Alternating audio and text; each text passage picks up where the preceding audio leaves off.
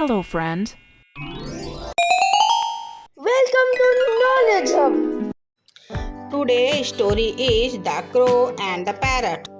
A lonely crow was searching a new tree for stay. He saw a big green tree. That tree was house of native parrots.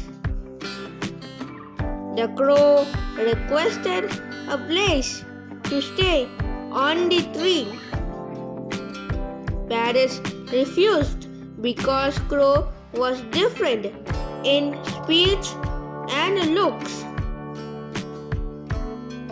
But they asked him to stay on a barren tree opposite to this green tree. One day, a snake came near the tree.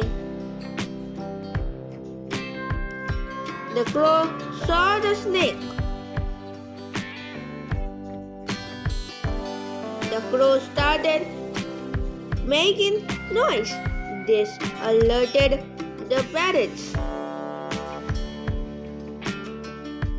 Parrots flew to a safe tree and thanked the crow. The crow finally found the place on the tree and in the hearts of parrots. Moral of the story: accept different people and make friendship. Thank you. Like and subscribe.